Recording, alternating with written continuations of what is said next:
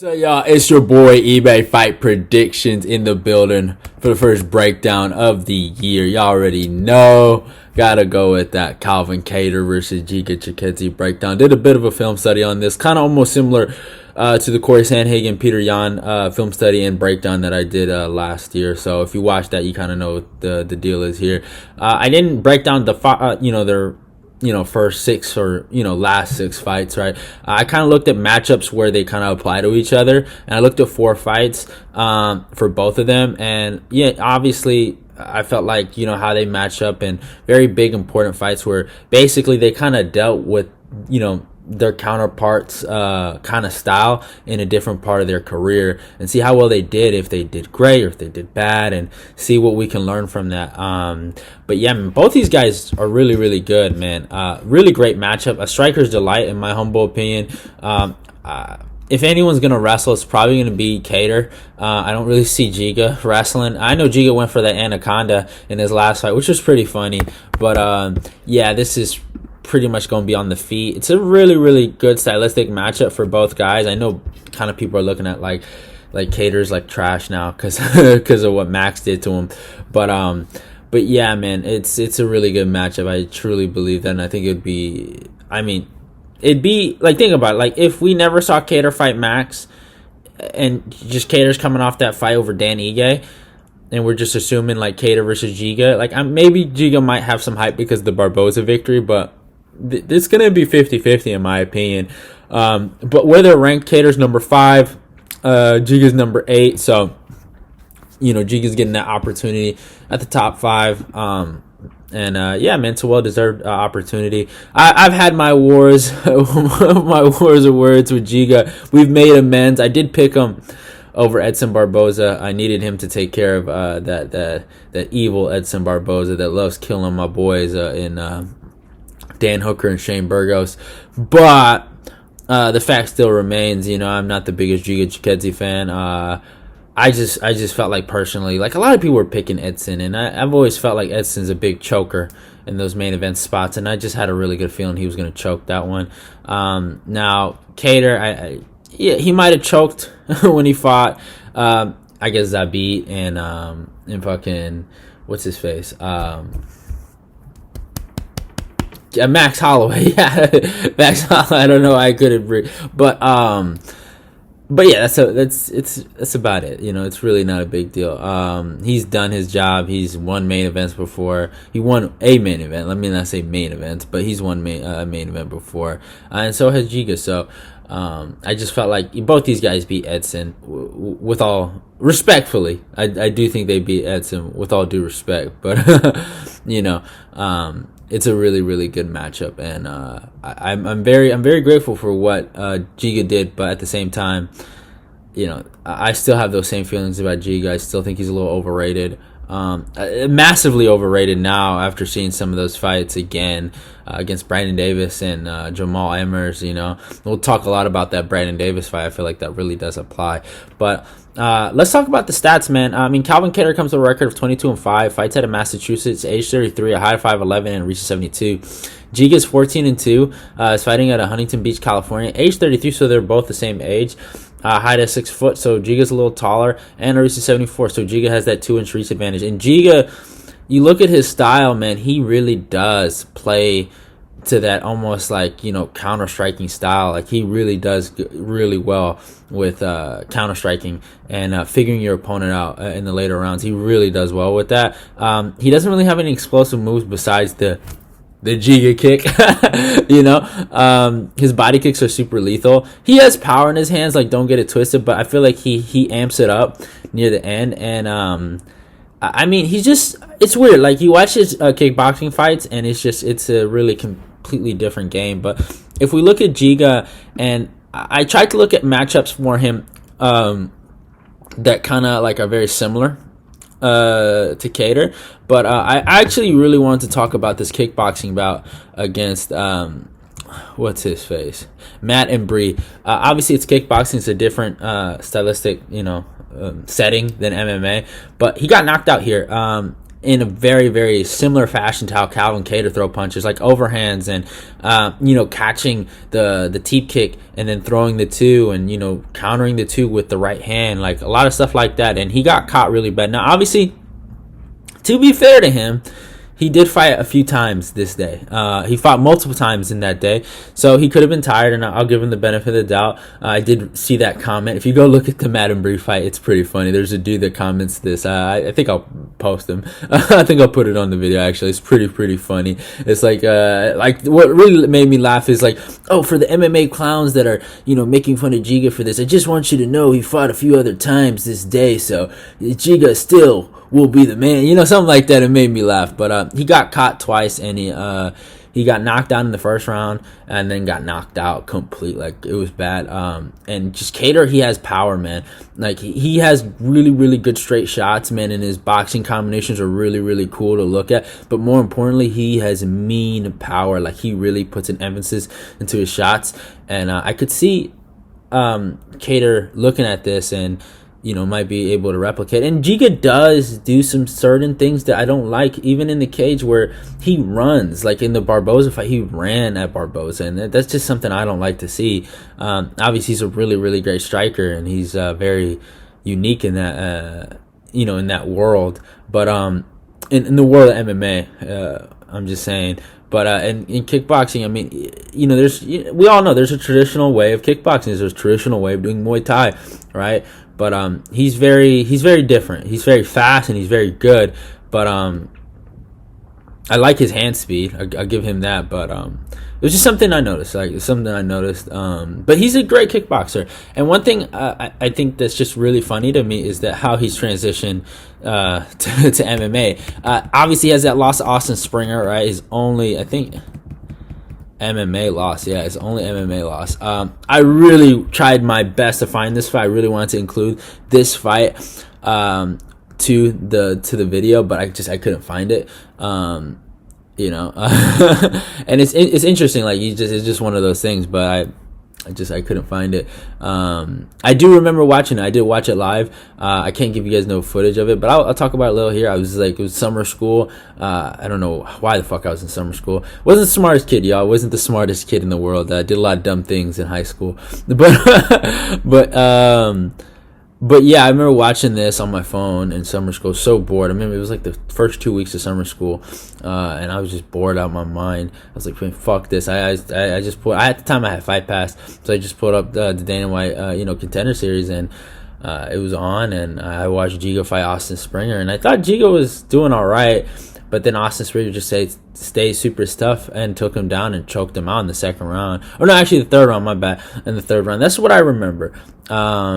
But it was a very long time ago. This was like fucking 2018, so it was a minute ago since I watched this. But yeah, but we should talk about the Brandon Davis fight. I mean, Giga made Brandon Davis look like a prime GSP. There is no fucking sarcasm that's coming out of my mouth, and I say that with no regret. He really did make that man look like GSP. Brandon Davis took him down at will. Brandon Davis won this fight. I'm sorry, I watched it. I'm just like in shock. Like, Giga's striking looked super slow. It was just bad. Like, I don't know what happened. Calvin Kattar does have a wrestling background. What Brandon Davis did here, I don't know if Kattar's going to do, but can he do? Yeah, he has the capabilities and the abilities to try to do this. You can look at like their sparring footage of Kattar. That's the only thing I could find Kattar wrestling is sparring footage. And yeah, I'll put it up here. But yeah, he did take someone down in training. So if he can do it in training, he can obviously do it in the fight. But Brandon Davis at will was able to take him down, and that's what I'm saying. Like, the thing with Giga, man, it's different from kickboxing, and I think he had to learn that. And his takedown defense got a lot better. I feel like, well, it's hard to say, but I mean, he just looks like a better fighter. Like, I don't know, he's evolved. Like, I don't know how he's done it, but he's gotten so much better. At MMA, you can just see even his striking didn't really look that good until recently. He's going to a lot of decisions, but I think confidence was starting to build up before this fight. But when he fought guys like Omar Morales, right, and that's when confidence really started to build up. But against Brandon Davis, I mean, he won that fight. I'm sorry, like, I don't hate Giga. I just think he's a little overrated. I did say I hated Giga in that video, and that's why he was like, "Why do you hate me?" But still, Giga, if you're watching this, you're probably not. I don't hate you. I can't hate you. I don't know you like that, so there's no way out for me to hate you. But I think I said I don't like you. I think that's what I said. I got nothing against you, brother. I wish you the best. But against Brandon Davis, man, I thought Brandon Davis won that fight. With all due respect, I thought he won that fight. But I just don't know. I gave him 3 rounds. Like Giga he's an interesting fighter. Like I don't know how he made those leaps and bounds in his career, like where he got that good. But you look at the fights like this, it's like it's very troubling. But it was in 2019. I shouldn't say a long time ago, but he's improved. He's definitely improved. And if we look all the way, you gotta skip a lot of fights. Obviously he fought Jamal Emmer, split decision. Erwin Rivera, they went to the distance, but he won that fight. Against Omar Morales was probably one of his better performances. Omar is a really good slick striker. I think Omar's not a good MMA fighter, but he's a really good striker. He's a good striker. I always give him that, and he beat him. I was really impressed with that performance. Knocked out Jamie Simmons with the quickness, but you don't get respect for that. But against Cub Swanson, I actually picked against him here. I thought Cub could beat him. I thought Cub could use his wrestling and some of his forward movement to beat Giga. And Giga, obviously, we talked about it, the Giga kick. He got him good. He hurt him really bad, man. Hurt him bad, and he finished him. I still think Bald Cub beats him. Bald Cub just destroyed my boy Darren Elkins. I think the only reason Cub lost was because he brought out the hair. So yeah, it is what it is. Cub Swanson, he looked pretty. He just looked beat in this fight. I don't know why. Maybe it was a bad weight cut. I don't know. I don't want to make excuses, but Giga did his thing here. And there's not really much to talk about. But, I mean, we've seen Kattar. He's Cub, I wouldn't say he's, like, identical to Kattar. But they're, like, very, boxing heavy. Don't throw too many kicks. Throw some kicks, but I would say Cub is more of a kicker than Kattar. But they do like to use their hands a lot. And with this fight, I just honestly feel like if Giga is able to find that body kick on Cub, maybe you can find it on Kattar. And Kattar looks like he takes a lot of shots to the body, especially in the Max Holloway fight. So that's something that Giga can probably take advantage of. And against Edson Barboza, man, sensational performance. I knew he was going to do this to Barboza. Again, like I said, Barboza kind of chokes in those big moments. No shame in it. Some of my favorite fighters do that. That's just natural. Yeah, I'm not going to say like I'm the biggest Barboza fan. I'm not going to say I didn't enjoy watching this. I did enjoy watching this. I'm sorry. When you see this man literally murder some of your favorite fighters, it's kind of good to see him get a taste of his own medicine. This was a clinic by Giga, man. He looked amazing in here. I mean, real talk, his greatest performance of his career in MMA at least. Barboza was a walking, and Barboza was going forward, I give him that, but he was just a walking punching bag in there and just was taking so much punishment for no reason. And Giga was timing him and figuring him out, using the jab. And Giga would do this weird thing where he would rush him and attack him and just go almost run at him a little bit. But Giga had really good moments where he attacked with the high kicks and stuff like that. He just was on Barboza. Now Barboza had a moment in the second round. I think they actually gave him the second round, but it is what it is. We just got to talk about that third round, man.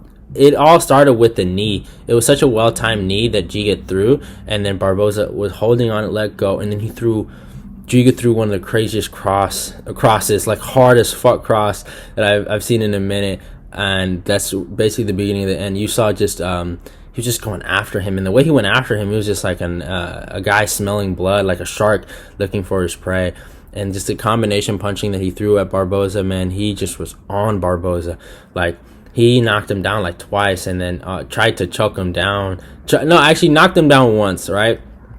That's not true. Then he tried to choke him, right? Then he let him up and then knocked him out. Like, that was an evisceration of somebody. Like, that was crazy to see Barboza get treated like that. A lot of people were in denial, I remember, after that. just saying like he's not good. Like I think honestly at that point, I might not be the biggest fan of Giga, and I'm just a really big Kattar fan, so this is probably why I'm picking against Giga. But at this point, it's like I don't hate Giga. He's a really good fighter. Like it's just you gotta accept it at this point. He's probably one of the better strikers in the division. Like real talk, like he's up there like top 3. I mean, you don't do that to Barboza on the feet. Like very few people do that. Like Justin Gaethje. And a few others can say they did that to him, but Barboza's a hard guy to do that to. Like, yeah, as much as I might be like, oh, he chokes under the big moment, under the big spotlight, you don't just do that to him. And he did that, and I gave him a lot of respect. I almost became a fan of the guy. I almost did. I'm not gonna lie to you guys. I almost did. He almost made me a fan. But it's just, here's the thing. I like the guy a lot. I actually really do. He's a pretty cool dude from King's MMA, but sometimes you just got to stick with your boys and you got to stick with your gut feeling. There was a reason why I felt like this guy was overrated. I don't want to look at that reason and be like, oh, I was wrong. I feel like I am right. And there's just sometimes you just got to pull that trigger. And sometimes you just got to really, really think another person has a chance and really think maybe this is the moment where that overrated sense that you got gets exposed. And now we go to Calvin Kattar. And I think Kattar is a man. I'm just going to let y'all know that I'm picking Kattar. I'm picking Kattar. We looked at 4 fights. Now, this is a hard fight for Kattar. This is fucking hard. But, man, if there ever is a guy that could do it, it's fucking Calvin Kattar. You look at his Shane Burgos fight, I felt like in this matchup, he's going to be dealing with a reach disadvantage, but against Burgos, obviously Burgos is a completely different striker than Giga. As much as I love Burgos, he's just not on that level yet, but he will be one day. Against Burgos, he was able to use the jab with the smaller reach. He was able to fight backwards with the jab. Now, Burgos did a really, really good thing in using a lot of pressure and just attacking the body and looking amazing. Like the combination punches that he would throw at Calvin Kattar was nuts. Like he was going after him, and I mean he looked so good in this fight, man. Like it's crazy. Like Burgos will look good in fights and then he'll lose it. Like against Edson Barboza, I thought he won that second round, and I thought he was on his way to winning that third round, and I thought he was going to get a 29-28 decision, but he got caught. And Calvin Kattar was really, really good at using that jab and finding that chin, and especially in that third round, that combination that he threw at Burgos was just fucking amazing, and he lit him the fuck up. That was just crazy. Like one of the first times I actually saw Burgos, I actually knew about what's his face Kattar before I saw him fight Andre Fili, but this was the first time I saw Shane Burgos, to be honest. I'm not gonna lie to you guys. After that day, I was like, man, this dude's dope. And I actually became a bigger fan of Burgos than Kattar. But I like Kattar too. Don't get it twisted. Kattar's my boy. But I mean, man, the Burgos performance was really, really good. It was a really, really good performance, and he lit him up. But we do have to talk about the elephant in the room, is the Ronaldo Mocanho fight. Mocanho, man, I mean, there's a lot of good fights for Giga to look at and felt like he can replicate a certain performance. The Max Holloway fight, and the Mocanho fight, especially the Mocanho fight. The way Mocanho was able to use his jabs and his leg kicks to really establish range and basically outwork Kattar was really impressive, man. He was just tagging him up, attacking the lead leg, and just ripping him apart, man. It was pretty crazy. Like, I mean, I'm not saying like Kattar didn't have moments, but Mocanho looked really good. Like Mocanho looked really good, man. I just forgot, like Mocanho looked like a world-class fucking Muay Thai fighter, Muay Thai fighter / boxer, bro. Like he looked amazing. You wouldn't even think the guy was a great jiu-jitsu player, a great guard player, a great, a no-gi guy. Like you wouldn't even think, but he looked amazing in here. He really was able to use his leg kicks to his advantage, and his jab was money, and he's able to get out the way of big shots. Like it's crazy. Like you watch this fight and you're like, man, why hasn't Mocanho done this against every other guy? And that's the thing. It's really hard to do that all the time, to be slick, to have really good defense. You're gonna get touched a few times. It's if you can really take it or not. But luckily, these guys have grappling, so the wrestling can sometimes save you. But he didn't need to use his wrestling at all. He just went out there and won the fight, and that's really what it came down to. Now, Kattar, he kind of went through some losses, not some losses. He went through some wins. He beat Fishgold, Ricardo Lamas. Then he fought Zabit. in a very controversial fight, in my humble opinion, because that should have been 5 rounds, but it is what it is. It was a great fight, but yeah, it is what it is. That's all you can really say. And then he fought Jeremy Stevens, man. Jeremy missed weight, which is crazy, pissed Kattar off, but Jeremy looked so good in this fight, especially with the body kicks, man. Especially with the Muay Thai and just the standard kickboxing combinations, bro. He was lighting Kattar up, man, in that first round. At least the first part of the first round, he looked amazing in there. That's something that I think Giga can really take a really big page out of, is what fucking Jeremy was able to do, man. And just, oh my god, Jeremy's body kicks and his leg kicks and all the things he was throwing at fucking Kattar was insane. But obviously Kattar started taking over when he just landed that big ass cross near the end of that first round, and in the beginning of that second round was lighting Jeremy up with boxing combinations, like was lighting him up, and eventually caught him with that elbow. I thought it was a cross. Like, to this day when I rewatched that fight, it's like I really thought that was a cross. It really looks like a cross, but it was an elbow, and he got him, man. And it probably one of the most underrated knockouts I've seen in a long time. Dude, that was clean. And yeah, he beat Jeremy, man. And Jeremy, I know what Gamrot did to Jeremy, but Gamrot's that's a future champ, in my humble opinion, so there's no shame in that. Jeremy's a really good opponent. I still think if Jeremy would have fought Drakkar Klose, he would have knocked him out. I really do think he would have knocked him out. So Jeremy can still win a fight, in my opinion. I think Jeremy's and to beat Jeremy in the striking like that, man, like guys like Josh Emmett couldn't do that, so that was really impressive. And to finish him, it's not the easiest thing in the world to do. Yair couldn't do that.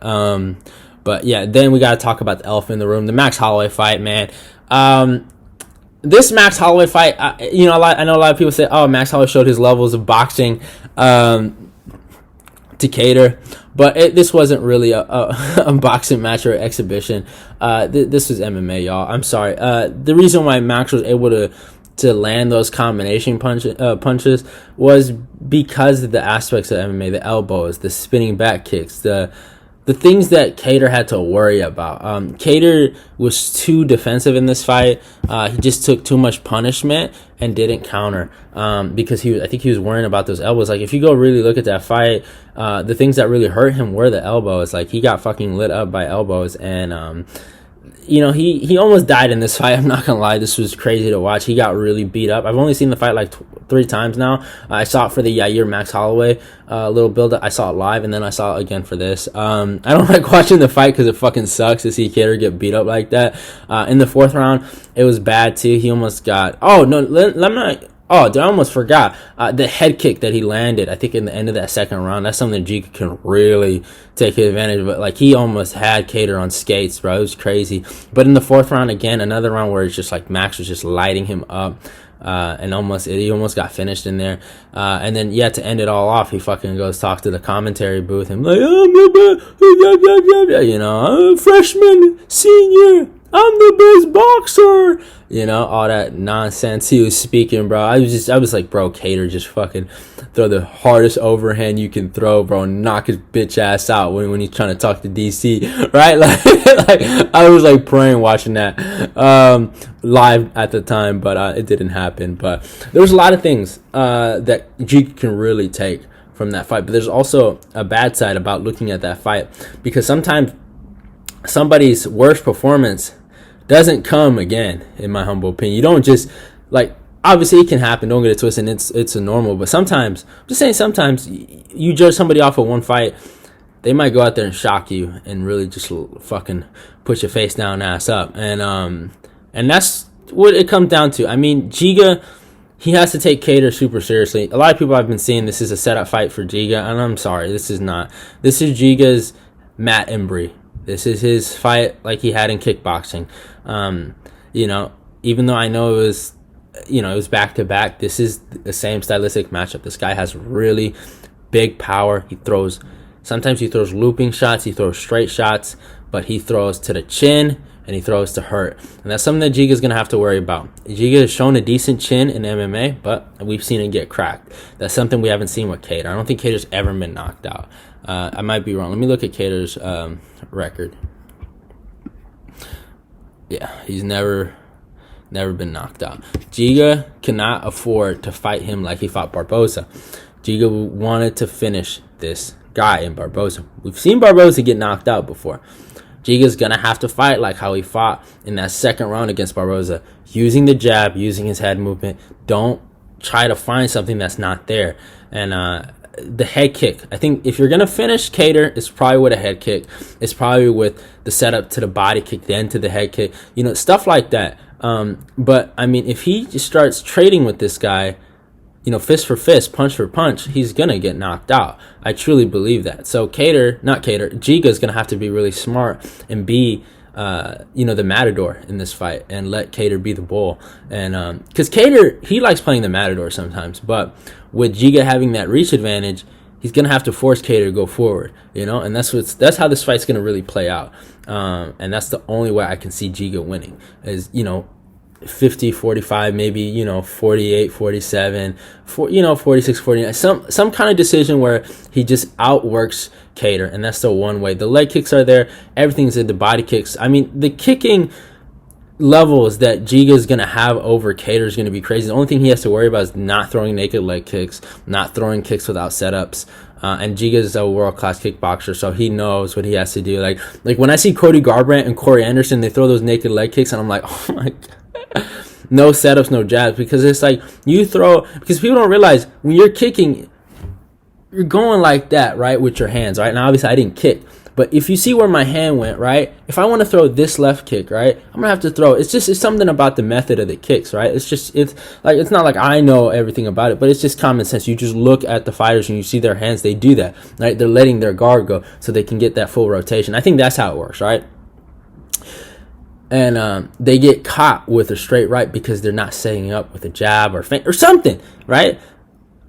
Kattar can knock motherfuckers out like that. I know Kattar, that's what he thinks about all the time, because that Renato Mocanho fight's deep in his head, right? And he's like, man, I'm fucking sick and tired of these motherfuckers thinking they can just kick my legs off. I'm gonna fucking punt their ass with my goddamn right hand. So that's something that Kattar's going to be looking at, and that's all Giga really has to worry about is that. But if he just stays super technical, sets everything up, he should win this fight.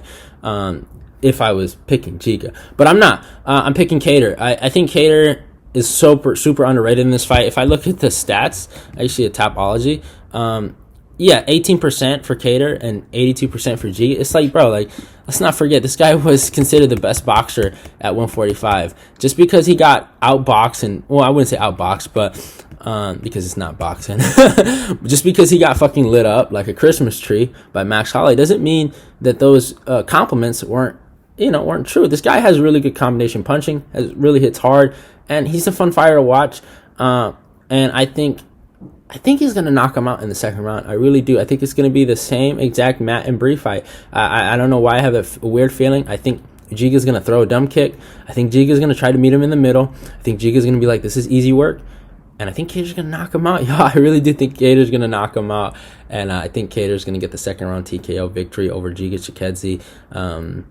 I see either a bad body kick or a bad knee. That's what I see. A bad knee that he throws, and Kattar throws a really good overhand and flattens him out, and then just ground and pound in the second round. I really see it like that. I think Kattar's going to go forward. I think he's going to be bull. He's super motivated too. He said, I really just want to finish this dude, and I think Kattar's going to get it done.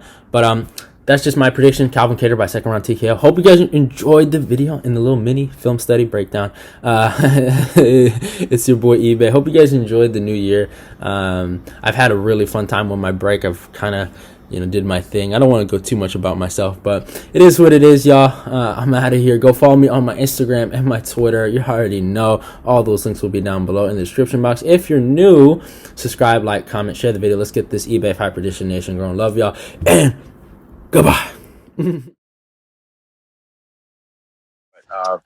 supposedly Giga had said something. Honestly, I don't even know what he said, but it was distasteful. Gid had something he wanted to say after my last fight, and I'm looking forward to the opportunity to make him pay for it in the next one.